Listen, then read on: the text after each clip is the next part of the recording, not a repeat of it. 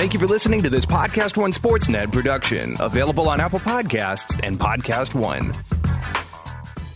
The following program is a PodcastOne.com production. He started in a small town in Texas. Worked his ass off to become one of the most famous wrestlers of all time. We're going to take care of business tonight, and that's the bottom line. And now he's dominating the world of on-demand audio. And he's doing it for the working man. This is a damn good outlet for me to spew the bullshit off my brain. Yeah! This is the Steve Austin Show. Unleashed.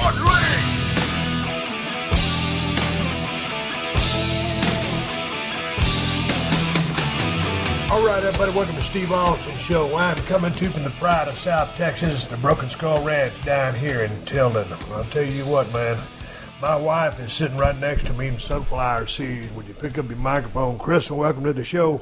Thank you, Steve. I'm so happy to be here. God damn, it's hotter than fuck down here. I'll tell you what, man, I done turned into a weather sister. I've been living in Los Angeles for 12 years. You've been there your whole damn life, so you know what it's all about.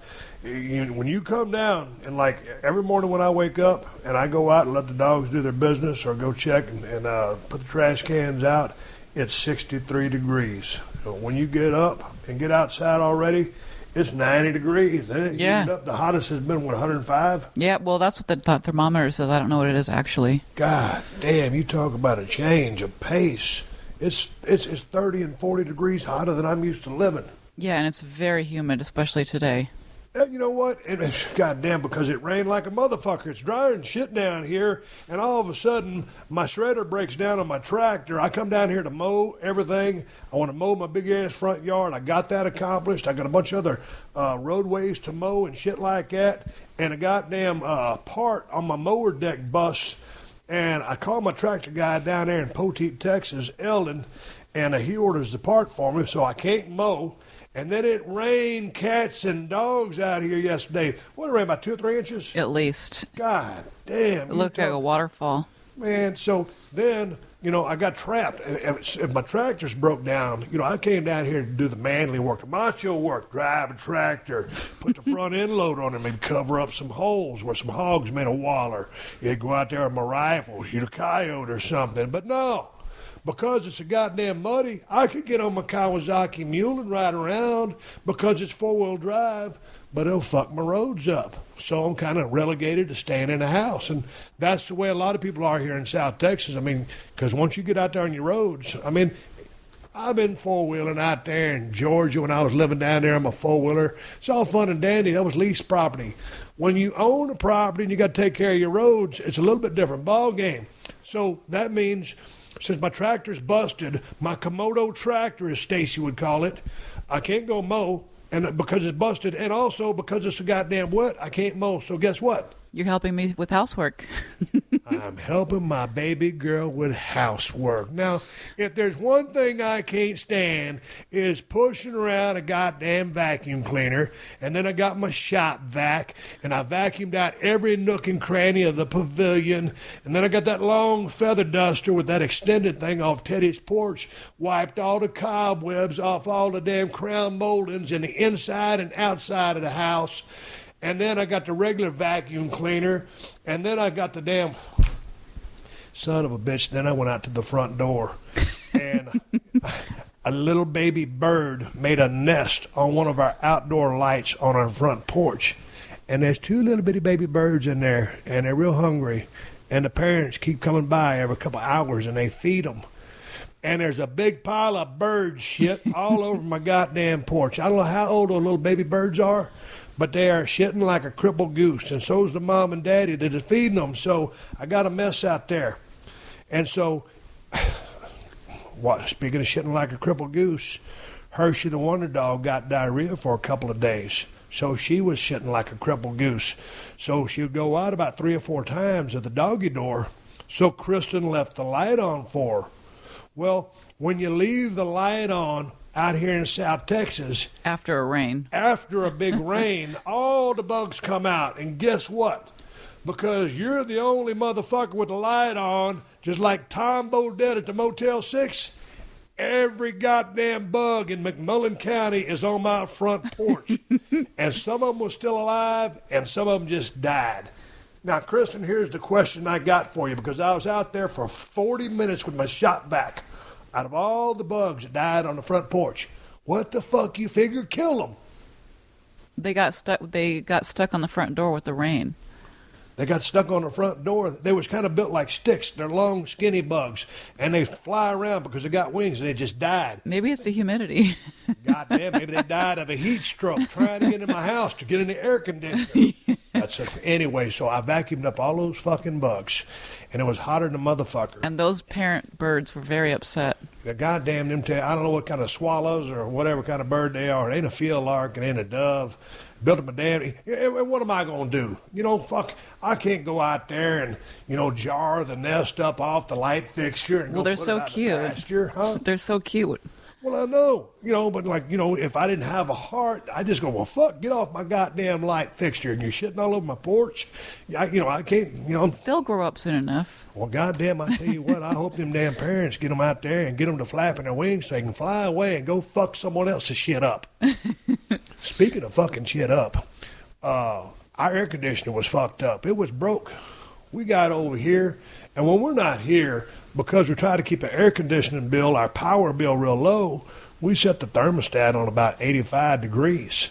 Ain't no reason to cool this place off because ain't nobody here. So anyway, we get over here from Victoria after seeing my baby sister get married. And we roll in here, and it's about 105. And I'm a damn sissy because I've been living in Los Angeles too long, used to 65-degree weather. And we walked in this goddamn house. We turned the air conditioner on. We had to sleep in the other house that night because this fucking air conditioner wouldn't catch up. And I said, well, I think it's just too hot.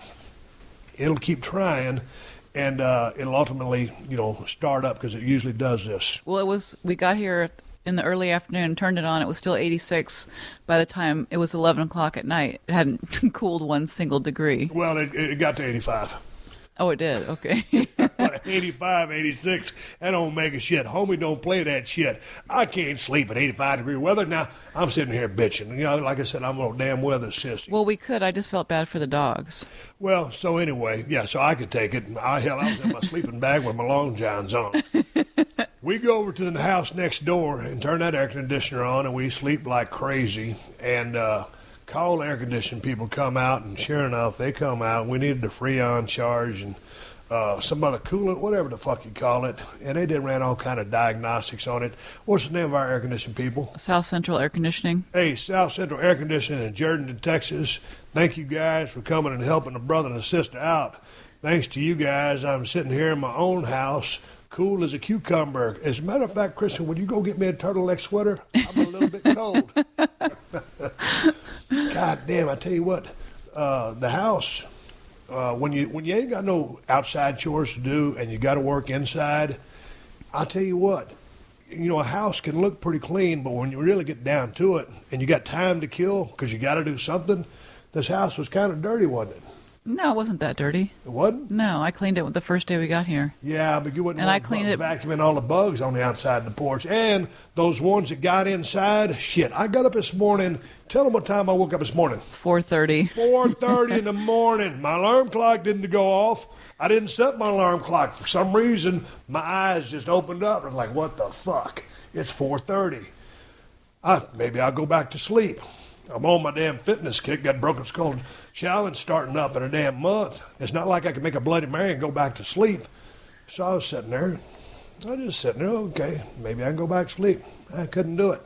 So I got up, drank my 2 cups of coffee, and went outside and started working out at 5:30 in the morning. 5:30 in the morning, I'm out there working out, Kristen. Now, what's wrong with this picture? I'll tell you what's wrong with it. Homie don't work out at 5:30 in the morning. Well, I want to still be in bed. Yeah, but you have to out here because it's too hot. You ain't shitting. And here's the thing. God damn it. I had my lights on. I had my neon lights there in my gym. And I was going to open the garage to roll up doors.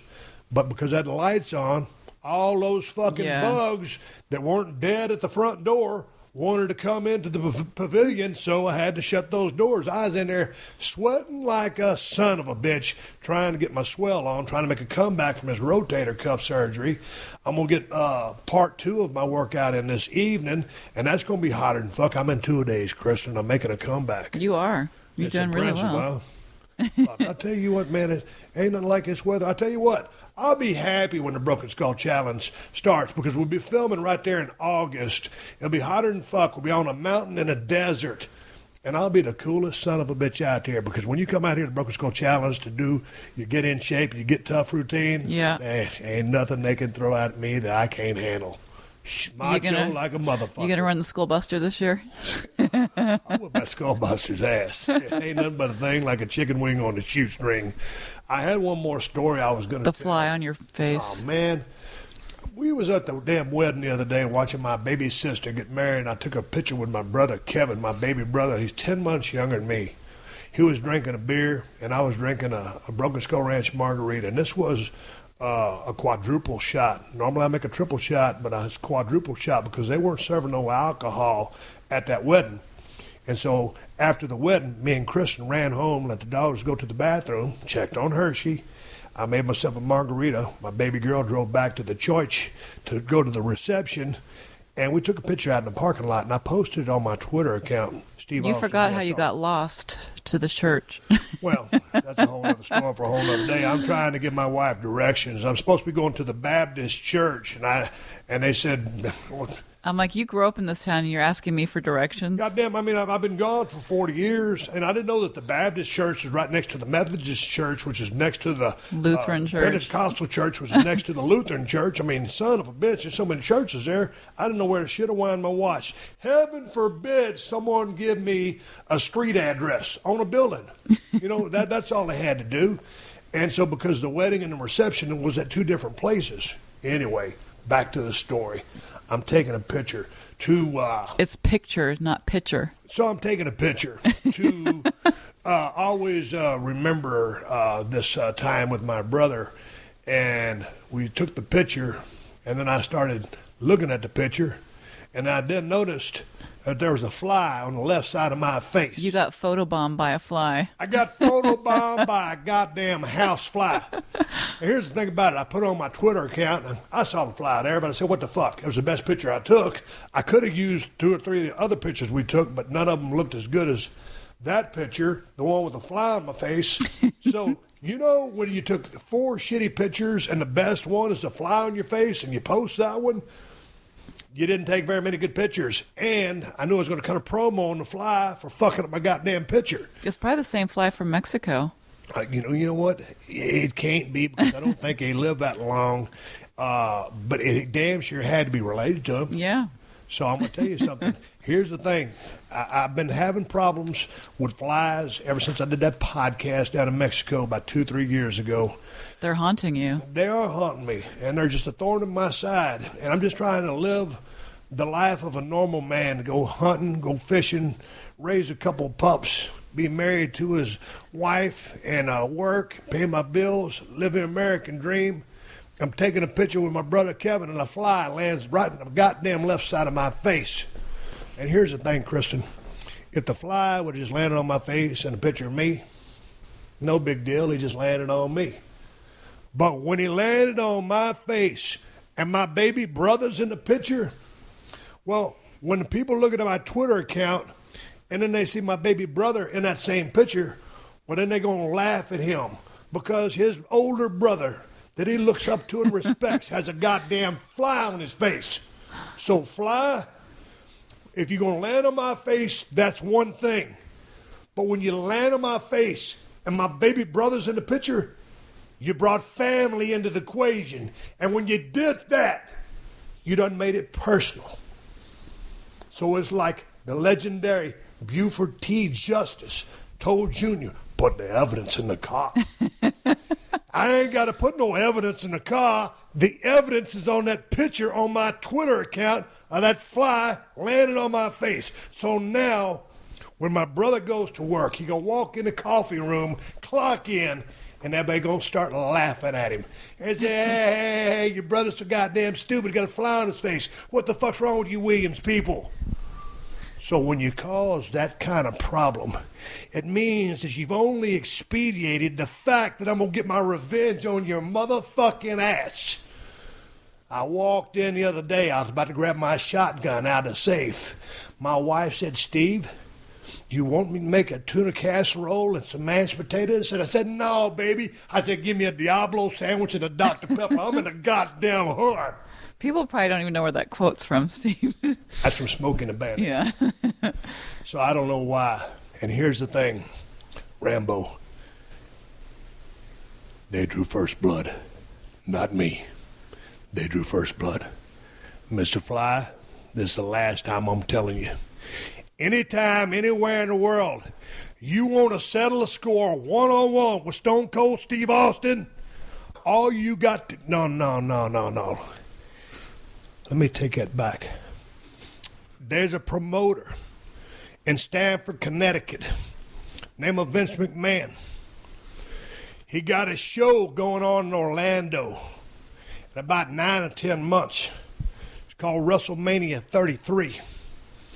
If you want a piece of me, if you want to insult my family, if you want to embarrass my baby brother, I got to have my revenge.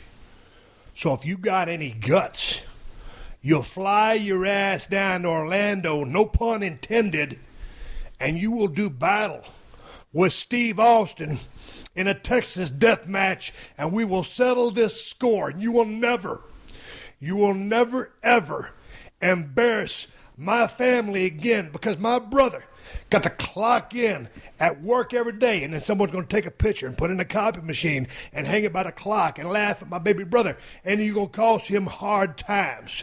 And so if you're going to put my brother through the hard time blues, then that means I got an ass whooping with your name on it, and that's the bottom line, because Stone Cold said so. You sorry, low-life piece of shit motherfucker. Kristen, are you ready to wrap up the open of this show so I can get my reads in, and then I can get back to pushing my vacuum cleaner around and getting the Windex and cleaning the windows and the mirrors now? I wish I could have filmed that. Well, you know, when I go into the promo mode, I'm sitting there, I got jugular veins popping out of my mouth. I'm starting to get worried about you. I thought my damn top of my head was going to blow off. Kristen, that fly embarrassed the fuck out of me. Landed on my face, I couldn't feel him. Shit, I had a goddamn quadruple shot margarita. His whole family could have landed on my face. And here's the thing. It wasn't that the fly just landed on my face. That fly was probably out in the goddamn pasture walking across the cow patty. People say, what's a cow patty? Is that like a hamburger patty? No, that's a pile of cow shit. Hell, it could have been a piece of dog shit laying out there in the front yard, Kristen, hitting all the germs on my face. By proxy, he rubbed a cow turd on my face. That's what by flies landing do. on me. That's what they do.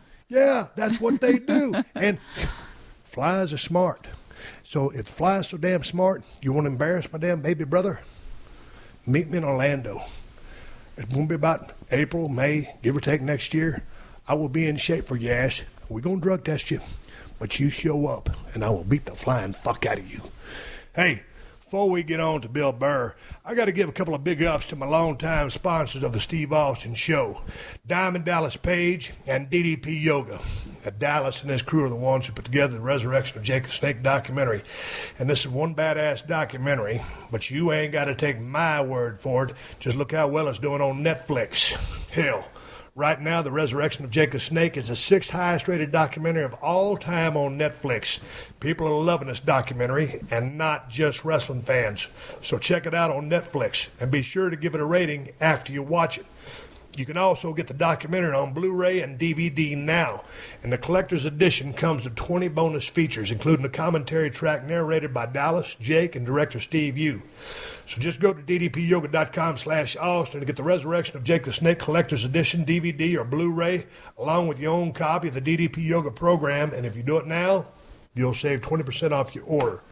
Listen, guys, DDP is giving you a once-in-a-lifetime deal right now. You heard me right. You will get 20% off anything you buy at ddpyoga.com/Austin. Don't miss your chance to try DDP's life-changing DDP Yoga program. This is more than just a workout. This is a way to live a healthier life. DDP gives you everything you need, and all you got to do is commit. So get the Resurrection of Jake the Snake documentary. Get yourself on the DDP Yoga program and do all that for 20% off by going to ddpyoga.com/Austin. That's ddpyoga.com/Austin and get 20% off anything you buy for a limited time. All right, people, I got a big favor to ask you that's going to take up about 10 minutes of your time. Can you please go to podcastingsurvey.com and complete a short online survey? And the first 500 people who complete the survey will get a $25 gift certificate to restaurant.com with a chance to win an additional $250 for filling out the entire survey. So do the Steve Austin Show and Podcast One a big-ass favor and take the survey at podcastingsurvey.com. That's podcastingsurvey.com. Steve Austin. Unleashed. You talked about earlier about putting worth on yourself. Because when you first start out, you made $5 for gas money.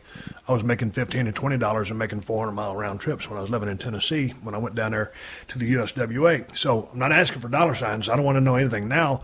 How did you start? You know, you come out to L.A., you don't make it. You go back to New York, you write your ass off, you get some gigs, things are starting to spin up.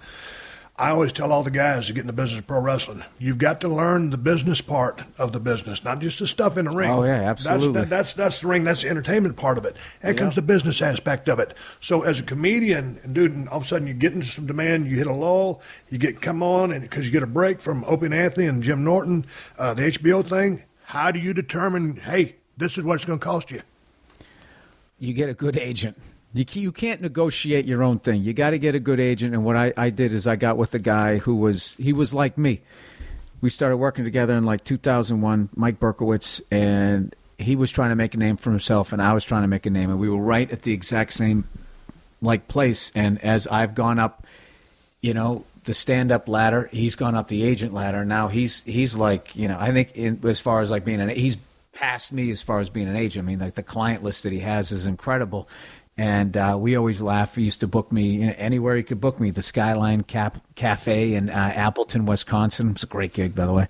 You know, I was occasionally working a Funny Bone back then because, you know, I think those guys always thought I was funny, but I couldn't sell tickets. And it's just like, you know, and, you know, there was those periods where you start thinking, do I need a catchphrase? Yeah. Do I go on tour with like 5 other redheads and do the redhead tour? Yeah. I mean, what do I need? A hook? I got to get something. And, you know, it all works out. If you just do what you're supposed to do and you do the work, it's definitely a longer road than it is if you have a hook. But, you know, it's a lot of times those people that have the hook, once people are over it and there's nothing else beyond it, you know, you go back down, which is why I love watching you guys, because you would say The Rock had these hooks, but you guys kept writing, and you just kept coming up with more and more shit, and you'd switch it up and everything, and then you become, like, prolific. Then, to me, it's like the Chappelle thing. I could see Chappelle this month, and I could go see him in October, and I would see, you know, the show would change so much. Like, it's like you're just going to see Chappelle. It's like almost like beyond stand-up at this point. Right. It was funny when I came to New York, and like I said, I'd been in business 7.5 years. I was full of piss and vinegar. I was laying my shit in. I didn't have a gimmick. And to get this before Stone Cold and the agents back in, Blackjack Lanza, George Animal Steel, Sergeant Slaughter. George Animal Steel was the best. Yeah, he scared the shit out of me. When I was a kid, I was so afraid of him. He had that green tongue, and he'd eat the turnbuckle. The hairy back. Oh, the hairy back was unreal. Yeah. But those guys, they would tell me they'd watch me work in the ring. And when I came in, they'd brought in, you know, a bunch of other guys who they saw as superstars, and they were pushing these guys. And those agents noticed me, and they said, Steve, keep doing what you're doing, because you're not a gimmick. It's going to take you longer to get over. Jesus but when you get over, you're going to stay over. Dave Chappelle said the exact same thing to me at the comedy at the Comedy Cellar. He said, listen, he goes, it's going to take you longer, but when you hit, you got to hit hard. Just keep doing what you're doing. And I didn't even know what he meant, but I just was like, wow, this genius just, you know, said that I had a shot. But like, yeah, because, yeah, if you're not the hot chick, in my business, if you're not the hot chick, you're not the fat guy. If, you know, for a while it was the hipster with the big bushy beard and the hoodie, you know, and you were 34 and acted like you had, you know, the social graces of like a 15-year-old. Like they were into that for a while. And, you know, being a balding redhead was never in. So I had to go the long way around. But it was better because I don't think I couldn't handle, like, I've seen some guys like truly funny guys that just from like day one are like ready. Right. Like Dane was ready. Kevin Hart was ready. I mean, like just watching the way that they were able to, like me, I had to go like baby steps, and then I'd be like, oh my God, Chris Rock just walked in the club, and I was like, oh shit, I almost hope he doesn't watch me. Right. I don't want him to see me do stand up, and then oh my God, I have to go on after him, or whoever was coming at the club at the time. Damon Wayans would pop in a lot back then, and but he was a guy that, like, Kevin Hart was just like, he wanted to go on in front of me. He'd walk right up and say hello. Just really confident guy. Like, he really has, like, that. Out of all of the guys that I met, Kevin Hart has the most amazing, like his energy is just, he's funny as hell. You want to be around him, and he's just like it's just always positive, always positive, always positive. Like, and he was one of those guys, like, you could have been the worst manager in the world, and you're like, this guy's he's gonna be huge. Even then, I didn't know he was going to sell out. He sold out the football stadium where the Eagles play. Well, That's insane. How did you go about developing your style? Because in wrestling business, I keep making these parallels because there's some more I want to make if I'm not boring the fuck out of you. But when you start out, when you're green in the wrestling business, the worst thing you can do, and what everybody is guilty of, is rushing. Going too fast, beam. Oh God, yeah. Slow the fuck down. It's all the you same, might have it's all the same shit. 7 minute set, and all of a sudden, like you said, on your first gig, you finish in 3 minutes. Absolutely. Like, goddamn, you fucking jerked off. I too used fast. to do 10-minute sweats, and I just said sweat. 10-minute sets, and I would come off stage sweating, like I was James Brown or something. I was just nervous, and I certainly wasn't doing anything James does. I was just up there talking, and I was just so nervous. I just didn't want to bomb. I didn't want to go through. It was really when I moved to New York, and like when I lived in Boston. Boston's really, at least back then it was really segregated and everything. So, I started my career. The first 3.5 years of my career was performing in front of drunk people from Massachusetts, white drunks from Massachusetts, which is what I was. I was a white drunk from Massachusetts, so it was easy. I mean, it wasn't easy because I didn't know what I was doing, but I didn't have to be like, oh, are they going to understand my perspective? And then when you move to New York, which is why I really think that you have to put your time in New York, is you go up in front of everybody. And all of a sudden, it's black, white, Puerto Rican, Jewish, like super fucking born into money, just got out of jail. You have like it was just everybody, and I just remember going on stage and being nervous, so I came on my heels, and I instantly would start bombing, and what I learned to do was you had to be not aggressive as in going at them, but you had to be confident, and It took me a long time to get that down, but I just kept going and going. Like, I was so afraid of like black crowds initially that I just started doing the black rooms. I just started. Plus, I also knew I had material that I thought could, I wanted to make sure I was saying it right. As white as I am, if you're going to talk about it, you had to make sure you were saying it the right way. And what I do now I know when I'm saying it in the wrong way in front of a white crowd is you get like, you're like, whenever I get that energy, like, yeah, woo! When I hear that shit, I go, oh, I'm not saying it like that. I'm not saying it like that. I'm trying to keep this, I'm joking around. I'm being silly here. So there is that thing. And I wish shows in general, I wish TV shows were more, I don't know how you would do it, but just appealed to more people so that you could do an audience like that. So for the longest time, I did the Apollo, I would do BET, and then I would do Comedy Central. And I always wanted to draw a mixed crowd. But, as you move up in this business, I mean, the whiter it becomes in this weird way. You're not even, like, conscious of it. And it's a very, like, it's a very hard thing to try to navigate, like, to try to pull the crowd that you're trying to pull. I mean, I love everybody that shows up to my crowds, but to me, I still love New York because what I loved was everybody was there. And when everybody's in the room, then you can really joke around because there's that social thing where it's like, obviously he's fucking around. The person he's making fun of, that group is sitting right there. You can interact with them. But like if it's all white people, it starts to feel like a meeting. You know what I mean? And people can, you know people how they get. The thing is funny about it, for us, like when you work the Garden in New York, I mean, it's like if you could get over in the Garden, you can get over in front of anybody. Yeah. Or in any crowd, just because the diverse mixture. How sick is it looking up and seeing that? The roof to me is the iconic thing. Because to me, that was Led Zeppelin. Song remains the same, and you just look up and you're like, how the fuck am I standing here right now? I never really thought about it like that. Yeah. I got knocked out in the Garden one time, and I was looking up at the ceiling, and I didn't know where I was. And the referee, Earl Hebner, I was working with The Undertaker. My fans have heard me tell these stories too many times. He was going to give me a backdrop, and I kicked him in the chest, and he straightened up. And when he did, the back of his head hit me right in the chin, uppercut. I'd never been knocked out in my life up until that point. And I'm laying in the middle of the ring in Madison Square Garden, looking up at the damn ceiling. And Earl Hebner, same referee, looks down at me. He goes, "Goddamn, boy, you all right?" I looked up at him. I said, "Where am I?" He goes, "Goddamn it, boy, you in the Garden." So I finished the match. I didn't know what the fuck happened, but I finished the match. When I go back and look at some old Larry the Cable Guy stuff, he came out when he first started as a comedian with a straight, regular accent. When he created the Cable Guy with the country accent, that's when he got over.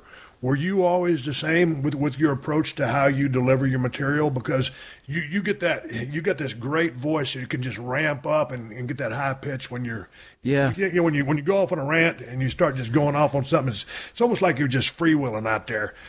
Was that always your style? No. When I first started working, I was clean. I wrote everything out. I memorized it, and everybody was just like, "Dude, you're going to be on TV." Like I looked like, like I should have been like one of those little kids in the back of a station wagon and like a Chevrolet commercial, baseball, hot dogs, apple pie, and Chevrolet. I looked like the all-American kid. I mean, I was like 23 years old, and I had a baby face, and I was working totally clean. And I did that because I wanted to make sure I knew how to write a joke. And then it became, about a couple years of working totally clean. It was then like, this isn't who I am. I don't talk like this. I'm a angry man. I didn't realize how angry I was until it was my 30s. I started to realize when after like the sixth girlfriend broke up with me, who was telling me all my faults. And I'm like, well, this seems to be reoccurring shit here. I guess I need to work on myself. But it's just gradually. I mean, I'm not the same person I was when I was 23 either. So like I was a people pleaser when I was 23. And then there's somewhere along, your 30s, right. You realize like, when you're a people pleaser, you attract assholes because only nice guys put up with their shit. Then all of a sudden, you got a bunch of assholes in your life. So it was a combination of on and off stage, me just becoming just more myself and not giving a shit in a good way, not a rude, arrogant way. Just like, hey, this is who I am. This is what I like. This is what I do. If you like it, cool. If you don't, I understand. I'm not going to bore you with it. And when you get to that thing, then just when you're really being yourself, then people who relate to you gravitate towards you. And hopefully it's enough to fill up a room. Or you're going to have to go back to your day job. So, one last thing on that line, I got some other stuff I want to ask you about. But, man, I always figured that's what I did. I just kind of turned me up to a high level. I'm not first all the time, but I mean, it's basically it would get obnoxious. You walking around your house body slamming people, they wouldn't want to hang out with you. I would cuss a lot. I started cussing on TV, but I'd use your basic big four cuss words that wouldn't get you tossed off. I'm not dropping F-bombs and stuff like that. I started doing middle fingers. I love that. You drank the beer, shaking the finger. That was the greatest thing ever. But I mean, it was just me turned up. But I think people loved that because everyone wanted to do that to their boss. Everyone wanted to come in with the beer, suck down 3/4 of it, throw the rest in his face, and give the guy the finger and tell him to go F himself. But my point is, I was willing to go out on a limb and push the envelope, and had I not, I never would have made it. But sometimes, like when I watch your stuff is so cutting edge with the political correct world that we live in. You really push the envelope, and you're able to get away with it just because sometimes it's like what you said. Hey, not that way, or you'll say something, it'll get uncomfortable in a room. But you know what it is, though? What is it? That whole political correctness thing it's just lazy journalism. It's just an easy they'll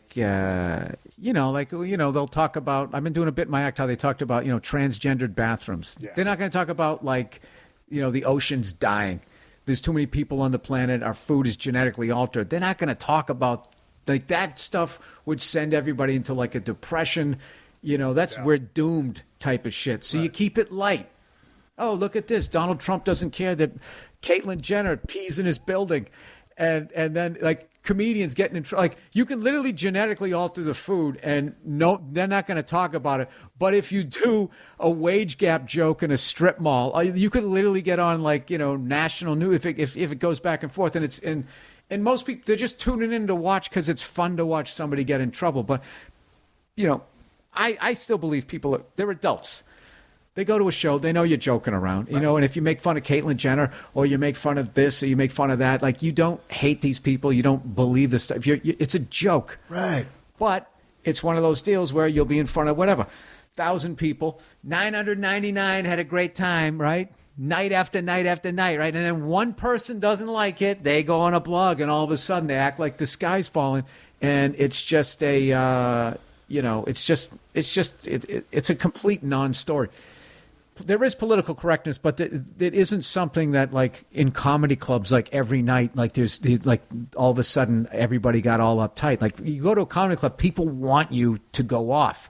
Right. They want you to say crazy shit, and they know that you're joking, and that's why everybody's laughing. If they actually thought you were serious, they wouldn't be laughing. Like, people get it. They get that...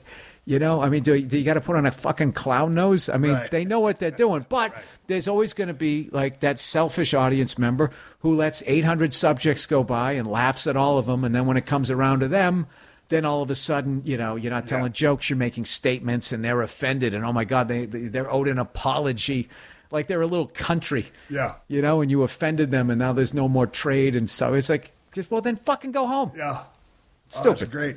Bill Burr is here at 316 Gimmick Street, and he's a helicopter pilot. And I'll tell you this, it's on my bucket list, and that's why I took Alpha Brain before sitting down with Bill. I talk about flying helicopters and how Bill learned and what it's like in that cockpit. So my brain is ready. I'm firing on all cylinders to talk about piloting helicopters, and that's thanks to Alpha Brain and on it, the folks who make Alpha Brain. Anyway, you guys already know I don't do a podcast without Alpha Brain because I need to be razor sharp and laser focused behind the microphone, and that's what Alpha Brain helps me do. And if you go to onnit.com/Steve to get some Alpha Brain for yourself, you can save 10% off your order. You can save 10% off anything you order at onnit.com/Steve. So yes, you can get 10% off your Shroom Tech Sport. Shroom Tech Sport will give your workout a boost. It helps you go longer and recover faster. And yes, you can get 10% off T+. T+ increases strength and power. It'll improve your athletic performance, and it's safe to use if you're competing. So go take advantage of this 10% discount off your order. Just go to onnit.com/Steve. And another great thing about Onnit and all their products is if they don't work the way they're supposed to, you can get all your money back, no questions asked, money back guarantee. So go to onnit.com/Steve to get your 10% discount off all the supplements. That's onnit.com/Steve to get 10% off your order. So Bill Burr's sitting here with me at 316 Gimmick Street, and we're going to continue the conversation after I say thanks to all the great sponsors of the Steve Austin Show, and I say thanks to you for supporting the sponsors, and that includes TrueCar and the TrueCar app. If you're looking to buy a new car or a used car, then you need to check out TrueCar.com and the TrueCar app. I bet you didn't know that you can use TrueCar to help you buy a used car, too. It ain't just for new car purchases. There are over 500,000 pre-owned vehicles available from TrueCar certified dealers nationwide, and there's over 11,000 TrueCar certified dealers. And TrueCar lets you get upfront pricing information on new and used vehicles and lets you see what other people paid for the car you want so you feel confident you're getting a fair price. With TrueCar, via their TrueCar pricing curve, you see what other people paid for the car and you lock in your guaranteed savings. Then you can connect with a local certified dealer of your choosing. Take them your TrueCar Guaranteed Savings Certificate and make your car buying experience quick and easy. Over 2 million cars have been sold to TrueCar users by the TrueCar Certified Dealer Network, and TrueCar users save an average of over $3,000 off MSRP. So when you're ready to buy a new or used car, visit TrueCar.com or download the TrueCar app to enjoy a better car buying experience. Some features not available in all states. And let me shift gears on you if you don't mind. You're a licensed helicopter pilot. Yes, I am. Dude, Here's the thing. I haven't flown in a minute. I've been in that writer's room working on the next season, After's for Family. Yeah. I've been wanting to learn how to fly a helicopter for a long time. I was starting off with an airplane, but I was like, man, well, where am I going to go on an airplane and kind of just fly? Dude, I got the school. I know where to go. I know the guys you should fly with. Here's my question. They'd love it. Here's my question. They'd love to teach you. I want you to go off on this one because every time I fly my ranch in South Texas every year just to do a deer count for the survey. So this badass pilot. And It's the most manliest shit I'm going to hear all day, especially out in L.A. Oh, yeah. I fly over my ranch to do a deer count. Have you ever tried to have a fucking barbecue out here? Oh, yeah. Everybody shows up on their L.A. diets. You end up with like 500 pounds of hamburger. Who's going to eat this shit? Oh, I already ate. You got any Brussels sprouts? So work with me on this one. So All right. I asked the helicopter pilot, hey, man, he teaches people how to fly as well. I said, man, how hard is it to learn how to fly a helicopter? You think I can learn? I've asked that to about 10 people. Now, most of these people probably only know me for 10 to 15, 20 minutes or they see me on TV. So what the fuck they know? They think, probably I'm still drunk. I'm pissed off. I'm going to hit them in the head with the steel chair, or I've been hit in the head with too many myself. I have brain damage. Well, how the fuck would this guy learn how to fly a helicopter? Yeah. So is it hard to fly a helicopter? You're probably a lot more intellectual than I am. No. Work with me. It's what the thing I was intimidated by was the ground school and learning all the like. I had a horrible science background. I mean, I didn't even up until 5 years ago, I didn't even understand how planes flew. I understood how they got off the ground. Like I can run across the room and jump in the air, but eventually I come back down. The plane weighs way more than me. How the fuck is that thing staying up there with all the people in the luggage, right? But that was probably the best part about it. Is learning all the whole physics of it, and now I completely understand it, and that's what's the great thing. It's not like you go there like how they teach you how to drive a car. Like they teach you how to drive a car, but you just get in it and they just show you, okay, this goes this way, this makes it go, this makes it stop. They teach you the physics of why what's happening is happening. And then, of course, all the rules and all of that type of stuff. And, like, there's so much stuff you have to know. And that's what was intimidating to me. But, like, you just, if you went full time, you could get it in, like, 2.5 months. Me, it took a year with all the stuff. I'm too busy telling shit jokes to go full time. But, like, at my school, there was a bunch of kids from China because they just freed up the airspace over there. And they just let people go up. And they had, like, 6 mid-air collisions in, like, fucking 3 days. So they was like, all right, maybe we should teach people how to fly first. So these kids were coming over here and Chinese speaking, okay? They could speak a little bit of English, some better than the others, and they learned how to do it. So I used to get inspired by them thinking, could I go to China and learn how to fly a helicopter? Is this guy speaking Chinese to me? And I have a couple of words that I get, and they were able to do it. So that's the hardest part. But actually learning how to do it is the biggest thing is once you learn how to hold a hover is that's the big thing. Once you learn how to hold a hover, but you wouldn't fly in the 22. You're too big a guy. They'd probably put you in the 44, which will cost you more money. But it's a nice one. It's much nicer. But that's what we fly in the 44. Yeah. What's the gimmick with the feet and the joystick? I mean, all right. So you got three things. You got what looks like your emergency brake. Yep. Okay, that's your collective. That's just your power. That makes you go up and down, basically. Okay. Okay. The thing in the middle there, the little joystick there. That's how you steer. And then the feet is for. That's just for if you're in a hover. If you wanted to turn to the left, you could just stay in the hover and just left pedal. You go to the left. Right pedal. You go to the right. And then when you're flying, you just use yourself to keep it in trim, which is basically you're looking at your trim strings and you want them to be going straight down, so you're getting the optimal amount of lift for the power that you're pulling. You're staying true to the way that you're going. Jesus Christ, I can't even explain it well. But no, it's just interesting because you're sitting there explaining this to me. I can see exactly what you're talking about by looking at your eyes and your hands. Well, a lot of people think that, like, when you step on the pedals, that speeds up and slows down your tail rotor. It doesn't. It never speeds up or slows down. You're just changing the angle of attack, which is basically more bite or less bite. So if you, depending on which side it's on, this is when it's going to get all technical geek stuff. All the tail rotor is doing is it's compensating for the torque that the main rotor is turning. That's my big question, because I'm scared I'm going to back off that motherfucker and start spinning the helicopter. Because everybody saw Rambo and they go, oh my God, if the rear tail rotor goes, you just start spinning, which is what happened. What you do is there's also a throttle on your collective, your emergency brake thing, and what you do is you roll it down. And when you roll it down, it's basically like putting a car in neutral. So now the torque of the engine is not turning the main rotor. What's turning it now is you falling. Right. So if you have engine failure, I used to think that you're fucked. Like a plane, you can keep gliding. Yeah. What they do is called an auto rotation. If you saw the Rock movie, he goes, "We have to auto rotate," which is the funniest shit ever because no one would ever say that. If you have to auto rotate, you don't say, "We have to auto rotate." You just go, "Shit, fuck." Yeah. That's what you do. You don't start explaining it to the passengers. But that's just, in my business, that's called pipe. You lay in pipe, you're explaining. Well, actually, no, it's not really. You're just that's just a character explaining what the fuck they're doing. So when you're flying, right? When everything's going well, mechanically it's all working, you're drawing air into the main rotor. That's called induced flow. When shit hits the fan and you have to auto-rotate, what's now the air's going, what's keeping the main rotor turning is the air flowing up through it.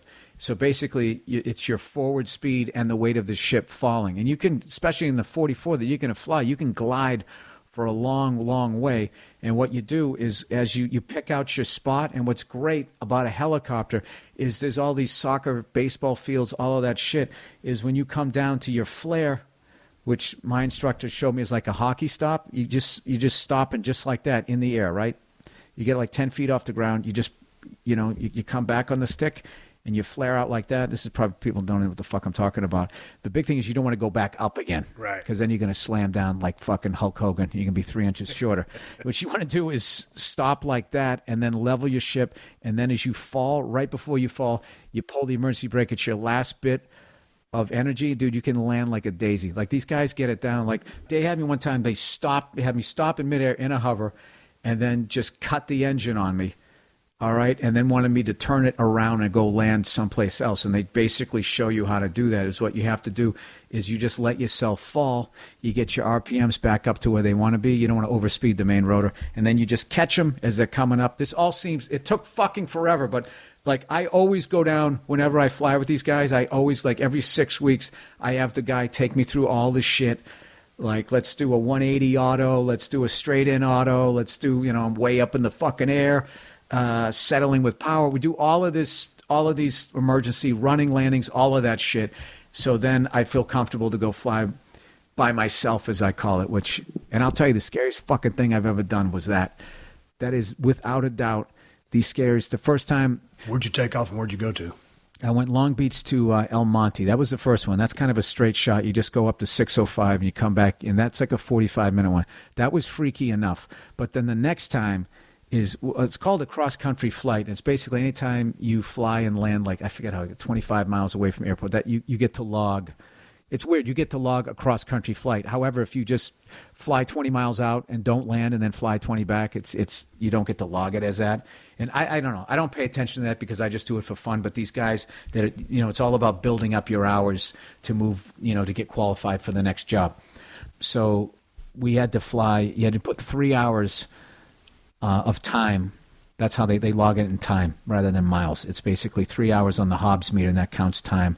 So I had to land at a controlled airport and an uncontrolled airport. So a controlled airport has a tower, uncontrolled does not have a tower. So your head's on a fucking swivel and you're freaking out. But that 3 hours of being in the air, I mean, like, I just kept looking over at the empty seat going, like, if this shit goes down, I got to somehow get this fucker on the ground. You're going to get it on the ground, but am I going to live? And I just remember when I came back, I fucked up a bunch of things as you're going to. I remember when I was coming back to Long Beach, I'm talking to the tower. I was on the wrong frequency, and they're not talking to me. I'm just flying towards the airport. I'm saying, what the fuck do I do? And finally, I'm thinking I'm going to fly over to Compton and just land and just call them up. Because they got an airport over there. This is an uncontrolled one. I knew where it was. I'm like, if this fucking guy doesn't talk to me, I don't know what I'm doing wrong, but I ain't running out of gas here. Because that was another thing, too. You had to remember to get refueled. One of the Chinese guys forgot to fucking do it. And the fuel light comes on. I don't know why, with only 5 minutes left. It's like, how about 15? Yeah. Give me a fucking chance, right? So the guy finally came. He just said, the helicopter north of the airport, we're on this frequency. And then came on. I'm like, student pilot, sorry. And I remember just the relief of hearing that tower's voice, because you start to know. I was feeling like I was home. Come across the field, You're at 500 feet. You go around the tower and you land it over at Aeroplex. And I just remember when I set it down. You set it down, and then you roll down the. You roll down to like, what is it, like 70 RPMs, whatever the hell it is. And then that's, at that point, you really can't really lift up anymore. So you're beginning the whole shutdown process. And the greatest feeling ever, you pull the mixture and the engine cuts off. And it was just like, I was like, I can't even explain the mindset that I was in. Like, I remember I put it back, wheeled the thing back, and I went in there, and one of my instructors used to always break my balls. He just came walking by, and he was just making, hey, how you doing? And he kind of did a double take looking at my face, and he knew exactly what I was going through. And he just started laughing. And it wasn't until like 2 lessons later I talked to him. I was like, dude, that is the fucking scaredest I've ever been. And those pilots, as much as they are cool as shit, and just like, they got that pilot energy. Yeah. They all laugh. They go, "Oh yeah, dude, I was so fucking scared, man. I was never scared." Like they, if you're not, if you admit that you're scared, they're gonna tell you that they were. But I remember before I went to fly, that same instructor, I was so happy I did that. I was just sitting there going over all my charts and all this shit, making sure I had all the frequencies, making sure that I wasn't gonna get lost. You get lost up there, I get it. Yeah. And he goes, he just sat down next to me. This is going to be a visual joke because this won't play. I remember he just sat down next to me and just kind of went, just rubbed his hands again, gave me a look like, oh boy, let's see how this fucking guy. And the reality is, what you don't realize is there's no way they're going to sign you off to go do this thing if they think there's even a hint of a chance that you're going to fuck up. And you should definitely go do it. It's one of the, it's an incredible privilege to be able to do it. I haven't flown in like 2 months, and I got to get my medical up to date. But I've been writing the second season of F is for Family, so I'm going to fly coming up this week for the first time. What made you want to learn to fly a helicopter? Of all the things that you could pick out, why? It was just something I always thought they were cool. I used to watch Magnum P.I. and just thought, wouldn't it be fucking cool if you could just, buzz around an island in one of those? And I've also always done shit the hard way. Like, I guess like learning how to fly a plane is easier than a helicopter, but no disrespect to those guys. I'm sure that once you get to the jet level, I mean, I'm just flying these little rinky-dink things, but like, I just thought it was fucking cool. I always just thought a helicopter is cool. You know what's cool about a plane? A jet. A jet is fucking cool. Being able to just like those guys just flying. I talked to this guy. He had his pilot's license, and he was just talking about the first time he learned how to fly this jet. He goes, we went so fucking high up. He goes, I'm literally looking at the curvature of the earth. And he, done fixed wing like prop, and it had these little ass fucking wings. And he said somehow the design of it, that the second you took off, you were already at like a critical fuel level and shit. And it's just like, just listening to him talking about that. Like, I have a fear of heights, like when I'm not in a plane or a helicopter. Like, when I can't watch those YouTube videos where people climb those structures, and you're like, well, this guy has on a GoPro. He obviously didn't fall and die, or else this footage wouldn't exist. But I get like, there's a couple of those where they just keep going up and up and up. Like the guys who got to change the fucking light bulb at the top. Yeah. And then these thrill seeker guys, they'll just be like doing like pull-ups with no parachute or anything. And dude, like, I've never had nervousness when my hands get sweaty, but that's the only shit that'll make it do that. And to this day, like anytime, like I've only flown solo, probably I got like 15 hours solo at this point. Like I'm just so busy. That's why I always go back and do the emergency stuff. But like every time I fly solo, there's just this amazing feeling of it's the coolest thing ever. It's such a free thing. And then terror of like, and the terror is a good thing. You got to have that. It's like that thing, like, if you walk out to perform, you're like, yeah, fuck these fucking people. You're going to be in trouble. It's the same thing with that. And like, dude, I just fly over stadiums. I fly over the Rose Bowl and shit. I fly over famous movie houses. Like there's the house from the Horsehead scene, the Godfather house with the ridiculous pools. I fly over that thing, and my own house and shit. Like I was thinking about taking my helicopter pilot lessons down there in Laredo, because in the middle of nowhere, So if I fuck up, I'm just going to fall in the field. I'm not going to fall on nobody's house or There in you a stadium. Well, that's a good way. See, right there, you'd be a good pilot because you're always trying to like limit your. You're trying to increase your odds. I'm such a fuck up. I'm honest enough to say, goddamn, all these steel chairs to the fucking head. I'm not the smartest guy in the world. I'm okay. I would do this do your training in Texas, but I wouldn't do it this time of year because it's going to be hot as shit. That you're trying unless you get into something that has air conditioning. Hey, the one thing last thing about the afraid of heights. It's funny because you can put a steel beam right here across this floor. Steel beam, I-beam. Let's call it 10, 12 inches wide. Right. And we can walk across that thing all day long. Yeah. All of a sudden, you put that summit, just call it 100 foot. Nah, fuck that. And then when you go try to walk across it, everything changes. Yeah, I'd be on all fours, crying as I went across. It's the same fucking width. But all of a sudden, you jack it in the air, shit changes, right? Yeah, absolutely it does. But I will tell you, the thrill of doing it versus the fear and all of that, and you always have to have, I feel, a healthy sense of fear, both in doing stand-up and all of that. That I feel, you just, you know what it is? You just fucking do what they tell you to do. You don't go up there and be an asshole. You don't go up there and think you know shit. You bring people up. You don't. I've never brought anybody up. But like, you don't try to like show off or anything. It's like you literally have their life in your hands. But like, there's two types of people I found. My limited knowledge. There's the fucking people like me that understand you can die, and then there's these other people that they just. Dude, we had a guy. He got his license in the next fucking day. He rented a 22. He flew over the San Gabriel Mountains, which is like fucking 8,000 feet. He went up onto the other side, and he just started landed in the yard of one of his relatives, and he just started giving people rides. Landed in like a neighborhood. Somebody finally called the cops. I was like, what the fuck? And then he kind of threw the school under the bus and was like saying... they said it was okay. It's like, we never fucking said that was okay. But like, and there was this weird thing where I was just saying that guy is out of his mind, but I had a certain level of respect for the balls. Yeah. The fucking balls. The first day you get your license, like, that's what you're going to do. If I was going to go on the other side of those fucking things, I would have flown up the 405. You just follow the roads. Yeah. And I would, they got where the 5 cuts through. You got that pass. I would go, and even then, I get nervous going over the 405 when it goes from Hollywood to the Valley. Like, you really start getting up there, and it's just like one of those things where I don't like getting too high because then you start getting into where the fixed wing guys are, right. And those guys kind of have like a 45-degree angle. They can't see below, and that can get a little shady. So I like staying right around 1,200, 1,500 feet. I just stay in my lane. Right. Follow the roads. I always announce where the hell I'm at. Hopefully I'm on the right frequency. I'm such a dope, but yeah. It's fun. You should definitely do it. I am. Hey, I got to ask you before. I don't want to take up your whole Saturday. You've been very generous with your time. Hey, man, talk to me about F is for Family. I binge watched the first season. Badass show. It's hilarious. Where do you see this season? I talked to you the other day. Oh, it's on Netflix. I highly recommend it. I always give people something to listen to on my podcast. I'm going to recommend that they watch this. So I binge watched it.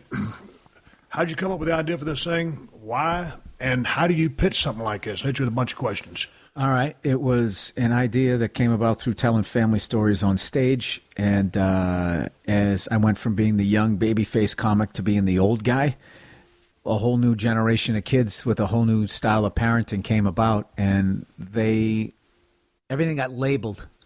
Bullying, mental abuse, physical abuse, and cruelty to animals, and everything got like labeled. So it wasn't that people weren't laughing. They were just kind of, I was starting to get a lot of, oh, like they were feeling bad. And I was standing and saying, this is funny. This is funny. Yeah. And it kind of got like frustrating because then they would come up to me and be like, oh yeah, my dad was like that. And so-and-so was like that. I was just like, well, when I didn't feel that energy from the crowd. I felt like I grew up in, some crazy household, but I knew that these kids could relate to it. And by kids, I mean people in their 20s. So I just kind of got frustrated, so I kind of stopped talking about it. And plus, I was getting older. I didn't still want to be talking about my dad and mom and kids I grew up with. I just felt like I had done all of that. But I still knew that the stories were funny. And I was walking my dog one day. I was like, well, what if I animated them?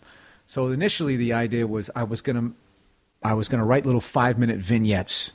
Like the Burr family goes to get the Christmas tree, because it was always like this Norman Rockwell shit, and then be like this total dysfunction. Everybody started screaming at each other, and then in the end, we're eating a great, Christmas goose, and it's like, the cover of the Saturday Evening Post. And, of course, I never did it. And then I ended up meeting Vince Vaughan while I was working with Steve Burr. And he's got a production company, Wild West. They brought me in. I met Peter Billingsley, Mike Lagnese, Victoria Vaughn, and all of them. And I said, I don't really have an idea. I have this silly idea for a cartoon, and they loved it. And then they introduced me to the great Mike Price from The Simpsons, who's just a monster. He's like the nicest guy ever, but nobody works hard on that guy. He's just amazing. And then that's when it really started to come together. And then we pitched it around Hollywood, and everybody was, just wasn't biting, and I thought it was over. And Vince, that's what I'm saying. And then Vince was like, "Let's go to Netflix," and we went to Netflix, and Vince went in on the pitch meetings, he's all fucking in. So I think they were looking at me, thinking I was going to do my Louis show, my Mark Maron show, and my whole thought was I can't do those shows better than those guys are doing them. They're already doing them, and all I'm going to look is like a third-rate fucking Louis or Mark Maron.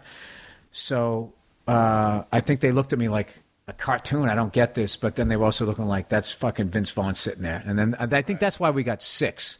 It was a weird number. They're like, all right, we'll give you 6. Let's see what you do with that.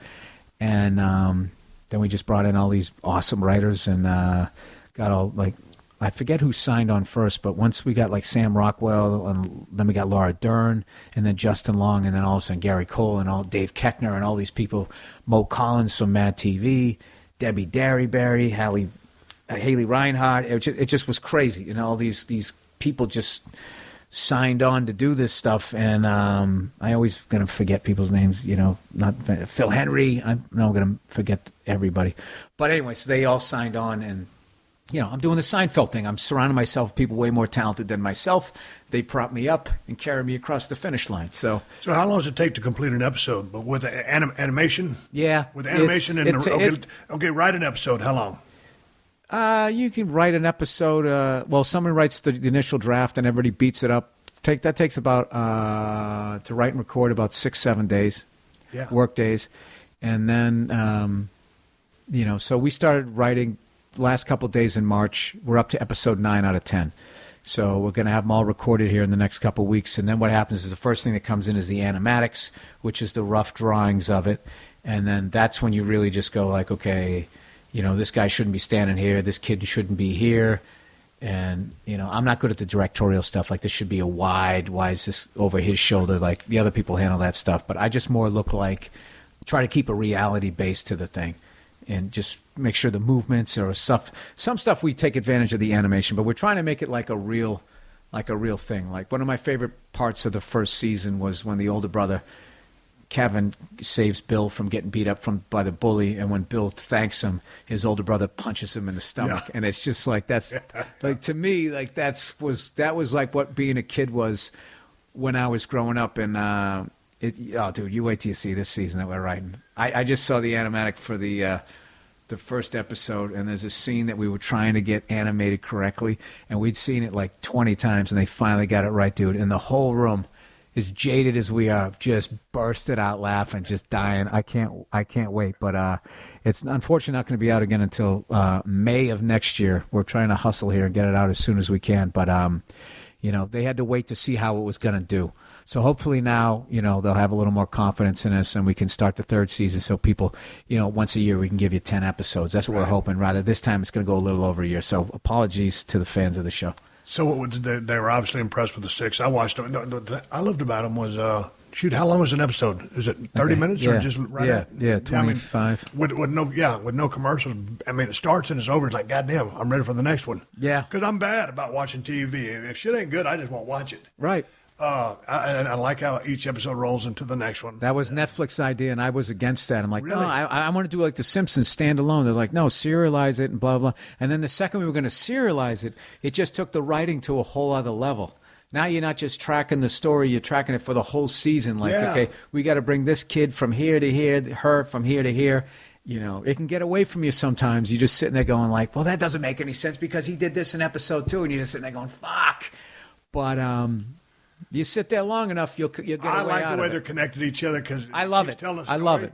But I want to ask you about, not to belabor the point, but just in the writing room, we talked briefly to set up the podcast, and man, you sounded like you were under the grind because y'all were trying to crank out these episodes. Yeah. How grueling is it in there in the room with the creative people? Are y'all hammering this thing out together after the person has come up with the initial storyline? You sit at a table, and then Mike Price sits right up front.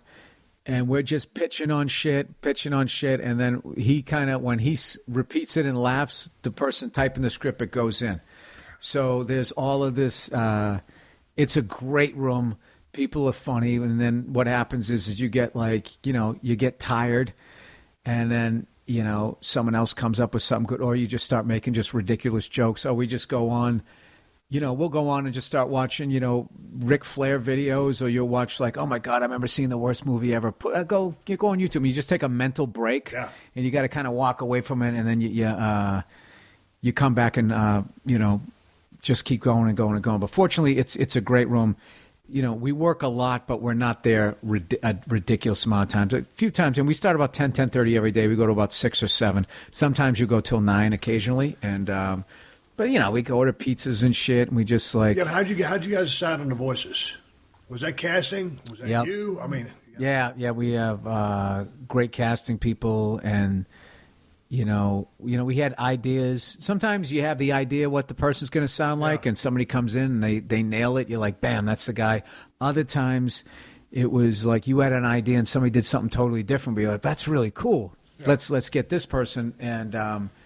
the biggest thrill I get with the writing is when the performers come in, and like Dave Koechner, we get him he plays Bob Pogo, and sometimes we just write this crazy shit for him, and he can't get through the line. Sam Rockwell, he just recorded like 6 or 7 episodes, and he's one of the funniest dudes ever. And there was a couple lines that we wrote for his character Vic that he couldn't get through them, and that's just his writers. You're just so psyched, this guy's been on Broadway, he's been on all these movies, and we can make him laugh like that with the shit. You get a real charge out of that. And I know Mo Collins, we got her a couple of times at the table. It's just great. It's that's one of the big, I love the table reads, because that's then what you do is once the script's ready, everybody comes down, all the performance, you sit down, you just literally read it at a table, and there's a crowd there. Most people connected with the show, got money in the show, and then there's just family and friends that come down and watch. And, when it's going great, there's nothing better. So when all the actors come in for a table read, and then were y'all all read that together to record it, or everybody in a booth at a No, you're just literally sitting at the table with the script. Really? And you're just acting it out. And there's a whole art to that. And that was another whole thing that I had to learn to slow down. I had to get comfortable. And now, we're doing the 9th one, and we did 6 last season. So I got about 15 table reads under my belt. And now I really look forward to them. I used to kind of have a little bit of performance anxiety because I just felt like, I'm not good at reading out loud, and I got slight dyslexia and shit. So I find if I got to put my finger on the page and just be going like that so my eyes won't jump around and switch up words. So I was a little performance anxiety with that, but I've been able to get through that. Now I absolutely love them. We got one on Monday. I can't wait, Can't wait. Now you guys all bonded together. It's like a tight... Yeah. No, it's great. And there's, no egomaniacs or anything. Everybody just breaks balls. And it's just, stupid jokes that you do. If anytime anybody drops a name. Yeah. I'll say, yeah, this weekend I did a Stone Cold's podcast. Everybody oh, and they clap. And it just makes you look at you, Mr. Showbiz. And it's just that kind of ball breaking. And then sometimes you just pitch stuff that just, it's not getting in the script, but you just want to make everybody laugh. Yeah, you know what I mean? Yeah. It's usually the sickest, most twisted shit ever. And the great thing about a writer's room is that's the rules. You can't get offended when you're in there. Right. That's it. Yeah. You just have to go in there and that's it. People are going to trash you. They're going to trash everything that you believe in because we're all going crazy sitting in this fucking room trying to get it going. So what's next for you? I know you're going to you're going to be in the UK. You're going to be in Ireland here in literally a couple of weeks. Scotland. How Amsterdam. do you schedule your show? Your Elvis for Family. You're doing that. You got 2 more episodes? Yep. And then you're going to get out on the road. How many days of the year are you trying to stay busy or do something? I mean, well, I'm getting ready to do another special. So like, so this, I got the once we're done with these records, writing and record, then I'm hitting the road pretty hard, and I'm just gonna go all out until I tape the special, which I believe we're going to be doing in October. We're still trying to work out where we're going to be. Can't say what city yet or anything, but it's going to be awesome, and I already have the idea how I want to shoot it. Have you started writing it yet? Oh yeah. I have like I got like 90 minutes material, but like I just have to see which ones are going to be worthy of can make the cut. Will you consult with anybody on that final? What's going to be a hard 60?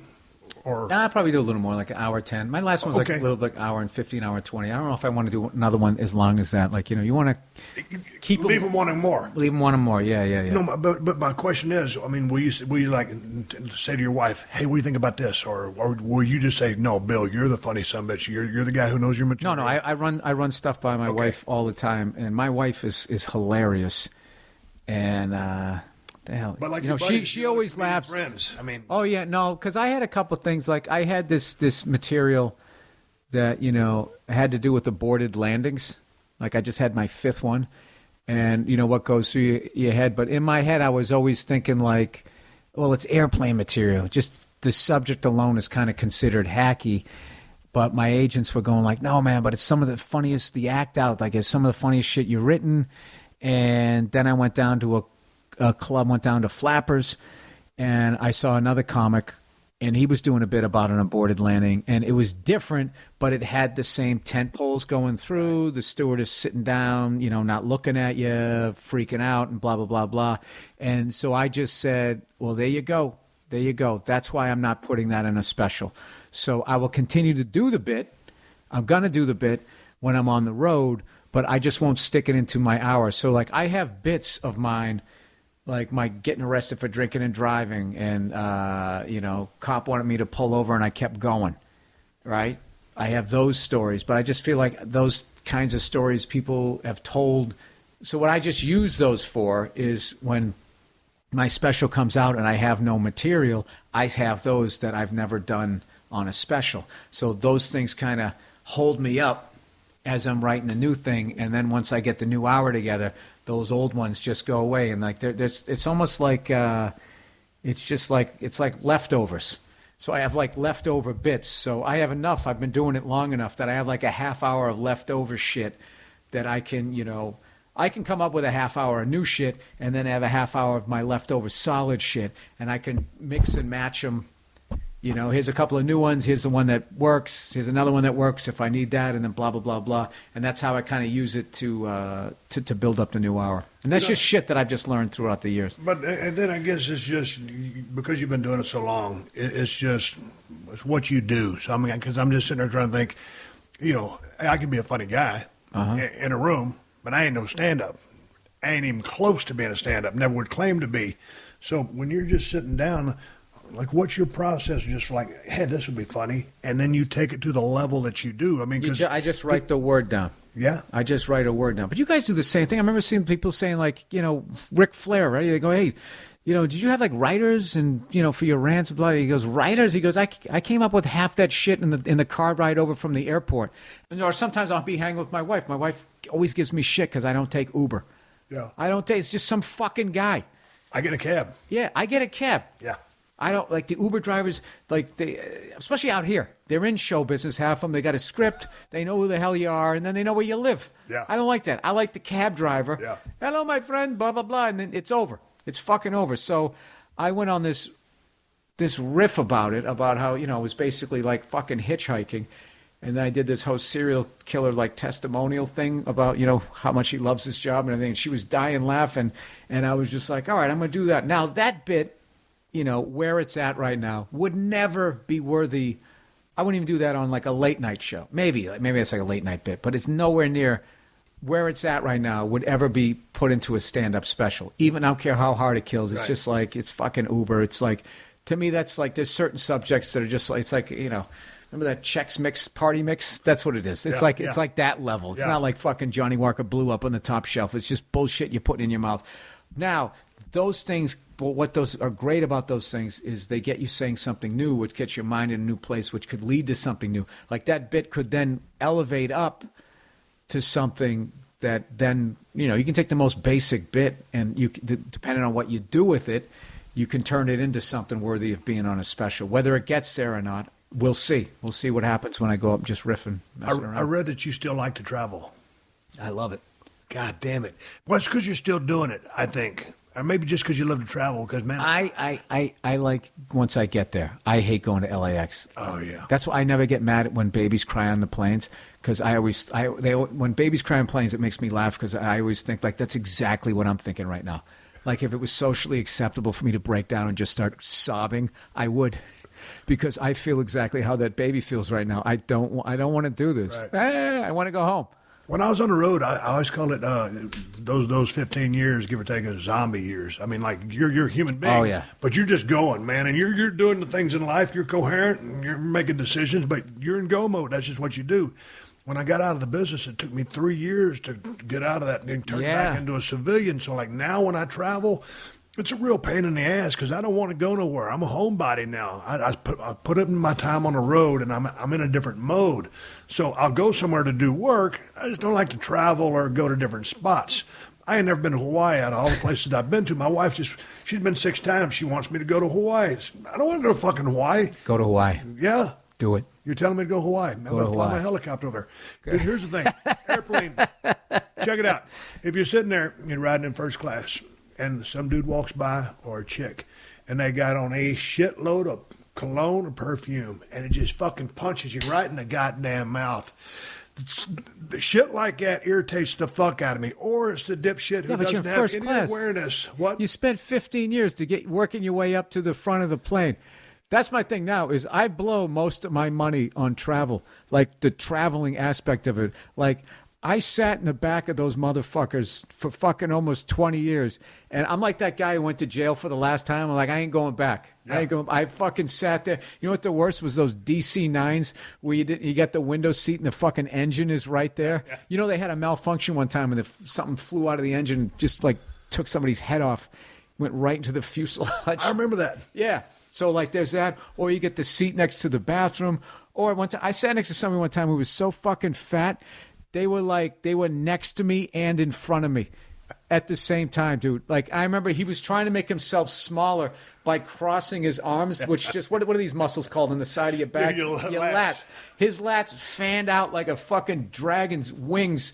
And it was like literally like in front of me. And what killed me was he was dating this chick who was so fucking petite. And she took the window. He took the middle seat. It's just because he wanted her to see shit. Yeah. It's like, will you fucking put the fat fuck over there and stick her in the middle? Sit by him. Yeah. Dude, her feet almost didn't touch the floor. She was so petite. And I'm just sitting there next to the guy. And I was in the last row. Seat didn't recline. All of that shit. And I just, at this point, like... I don't care if I'm flying to San Francisco. I'm just like, put me in the front of the fucking plane. But, Bill, you're going to spend more on the ticket than you're going to make at the gig. I don't give a shit. I don't care. The thing about it is, man, I'm very frugal with my money. But when you work with Vince, I flew, coach my whole fucking life. Then finally turned into a top guy in New York. So then, dude, when you turn into Stone Cold or The Rock or Taker, whoever, Hulk, Flair, you're front. Once you get first class, you're first class for life.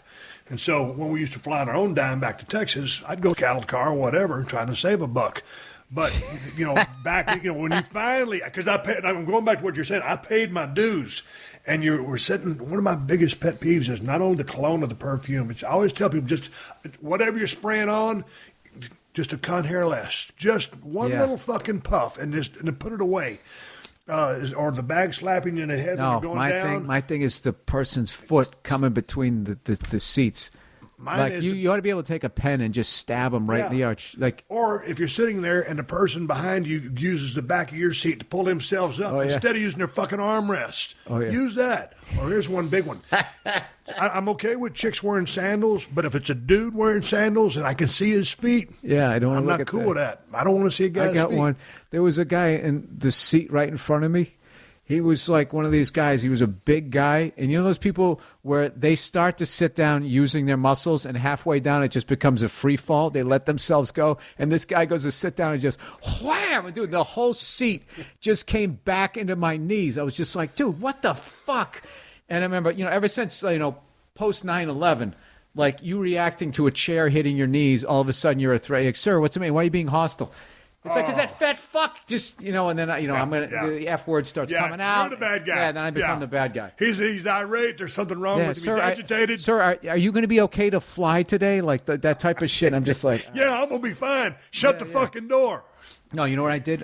When I went to get up to get the guy back, I used the back of his chair, and I did it really quickly, so his head would be off, and I let go, and it whacked him in the back of his head. But still, that's at least cushion for your head. I still got it the worst. But see, here's another thing that gets me. When you're sitting there and there's someone in front of you where they just, similar to what you just said, but they hit the button and they just automatically recline as fast as they can and as far back as they can. It's like when I'm sitting in front of somebody, I know I bought the same space. I know I've got that real estate to work with, but because I'm a good motherfucker and I've had all those things jammed to my knees, I'll only come back so far. Because it's called being considerate. It's etiquette. It's considerate. Empathy. Yeah. People don't have it. No, nobody gives a shit. They don't. Trying to not infringe on their space. No, it's also in the back of the fucking plane, which I couldn't stand. It's like they scientifically designed every possible way that you were going to sit to try and get comfortable, to make sure there was some piece of hard fucking plastic. They even measured, I swear to God, the distance between your armrests and the side of the plane if you have a window seat. Like, I'm just going to lean my head here. Against this. Maybe I can do this. It's just far enough to make the other side of your neck start to fucking hurt. So you start balling up your hooded sweatshirt. It's the fucking worst. And I don't care how much money it costs me. I'm not going back. I'm not going back. I can't do it. No, you can't go back. I spent 20 years in the back of thousands of fucking planes. I'm just not doing it. I've been there. Hey, man, is there anything else you want to talk about? I think we covered it. We did. Thanks for coming over. Dude, it was an absolute thrill to meet you, and I got to shake your hand and thank you. The amount of entertainment that you've given me and the laughs, you and all the guys that you work with. You guys are some of the most amazing. Patrice O'Neal, I wish he was still around. The way he held, he's the greatest comic that I ever saw. The level that he held you guys in, he was saying, Bill, these guys are some of the greatest actors on TV. And I was just saying, what are you talking about, man? And he literally goes, dude, they're like this big. They're connecting with somebody in the fucking upper deck all the way over there. Just like, me and all my friends are such huge fans of you guys. So thank you for everything you've done, all the sacrifices to your body. All right, now I'm done. All right, everybody, give me the go home cue. So I'm going to wrap up this podcast and ride off into the sunset. But before I do, time for me to give you guys something to watch. I'm going to say, go check out season 1 of F is for Family, Bill Burr's comedy series on Netflix. As you heard him say, they got greenlit for a second season, but it won't be out until next year. So go get caught up on season 1. F is for Family. Bill is also doing some stand-up dates there in the UK the first week of August. I know I got a lot of listeners over there in the UK, and I ain't kidding when I tell you, go see Bill Burr do stand-up. Dude is funny as fuck. All his dates are at BillBurr.com. All right, a couple more plugs here while we're doing plugs. You can find all my T-shirt designs over at BrokenSkullRanch.com. Broken Skull IPA from El Segundo Brewing Company at Whole Foods Total Wine here in California. You want it to ship to your door? Go to BrokenSkullRanch.com and find a link. Also, everybody got to have one. The Steve Austin Broken Skull Cold Steel Pocket Knife. One of the baddest goddamn knives you can find. And you need one in your pocket because it's dangerous out there. Hopefully you only use it to open your letters and your bills, your mail. But every now and then, man got to have a knife. Hey, everything Steve Austin, you can find at BrokenSkullRanch.com. And I appreciate y'all supporting the sponsors of the Steve Austin podcast because they are the ones who let me do this for you free twice a week. So big ups to DDPYoga.com. Go to DDPYoga.com/Austin and get 20% off anything you purchase for a limited time, including the new collector's edition of the Resurrection of Jake the Snake documentary. Big ups to True Car. And, of course, to Amazon, who've been supporting this podcast since day one. Just use my Amazon links whenever you're doing any online shopping, and Amazon will kick back a couple of bucks to the podcast. Won't cost you nothing extra. Ain't no hidden fees. Ain't no hidden charges. You can buy whatever you plan on buying and help out the podcast in the process. And you can find my Amazon links by going to PodcastOne.com. Click on the Killer Deals button in the top right corner of the page and then hitting the Steve Austin Show button. I got Amazon links for Amazon USA, Amazon UK, and Amazon Canada. So once again, PodcastOne.com. Click the Killer Deals button in the top right corner, then click on the Steve Austin Show. All my great sponsors there. All my Amazon links are there too, and Amazon will kick back a couple of bucks to the show every time you use one of those links. You ain't got to buy nothing special. Ain't no extra charges, hidden fees. Just buy whatever you plan on buying, and Amazon will kick back a small percentage back to the show, help cover our production costs. Bookmark it so you can find it easier. Wasn't that some good bullshit? And hey, keep listening. The 60-second AP News headlines are coming up next. Until then, my name is Steve Austin. I'll be pushing a vacuum cleaner, a feather duster, or a shop vac for about the next 24 hours till I go back to California. And until then, I will catch your ass down the road. Download new episodes of Steve Austin Unleashed every Thursday at PodcastOne.com. That's PodcastOne.com.